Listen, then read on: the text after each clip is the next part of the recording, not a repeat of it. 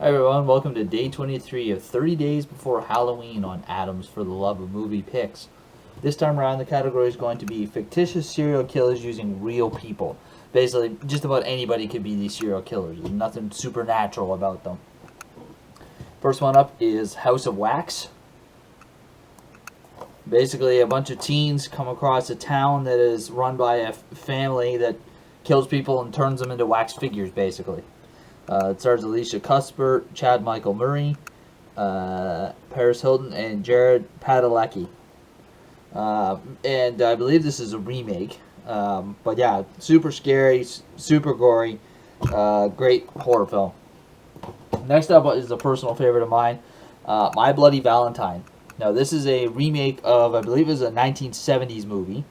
For me personally, this is way scarier and I think a much better put together movie. The basis of it. The town of Harmony would like to forget its horrific past. 10 years ago, after a tragic mining accident, Harry Warden awoke from his coma on Valentine's Day and brutally murdered 22 people with a pickaxe before being killed himself. Now, after years of peace, as a killer on the loose, again wearing a miner's mask and brandishing a pickaxe, has Harry Warden returned from the dead.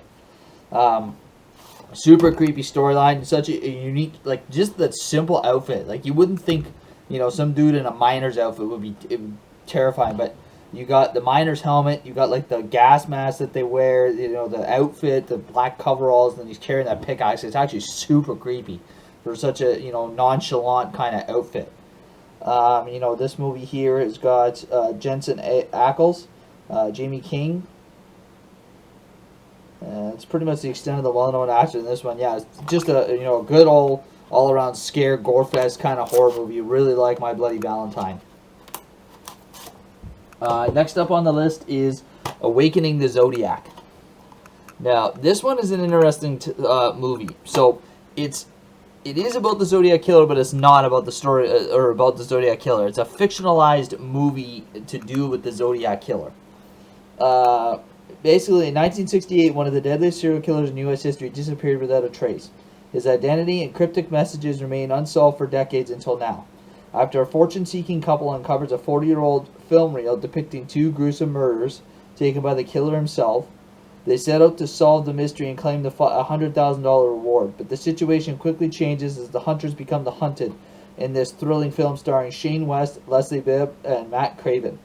So more or less, like they're trying to, figure out, who the killer was and where he is, and they actually are getting stalked by the Zodiac Killer. Years after the fact. And it's, just a really good storyline. And, interesting how they tie in an actual serial killer story with it. It's pretty unique. I highly recommend it. Next up is, so this one again is based somewhat on a true story. So it's the Amityville Horror. Now this one here, rather than dealing with the actual Amityville Horror where William DeFeo shot and murdered his family, claiming voices in the house told him to do it. This is about the Lutz family who moved in. I believe they were the next family that moved in after the DeFeo murders. November 1974, family 6 was brutally murdered. Now, a year later, an unsuspecting young couple, George and Kathy Lutz, played by Ryan Reynolds and Melissa George, and their children move into the house that was the site of the horrific event and is now haunted by a murderer's presence. What follows is 28 days of unimaginable terror. Some people said they really don't like this movie. I mean, I don't think it was that terrible. I mean, not the greatest movie by any means, but it's certainly not the worst movie I've ever seen either. It's almost like a real-life Shining, in a sense. And, of course, I think Ryan Reynolds' performance as George Lutz is pretty legendary, too. So definitely recommend checking out the Amityville Horror. Last up on the list is See No Evil, starring Kane. This one, there's also a second one, but I'm going to talk about the first one because at the moment it's the only one I have in my collection. This movie is, like, the character is super terrifying just because Kane is a massive human being. Like, he's like 7 foot tall, 400 pounds. Like, just his presence alone is terrifying. More or less, it even says a 7 feet tall, 400 pounds, a rusty steel plate screwed into his skull, and razor-sharp fingernails to pluck out his victim's eyes.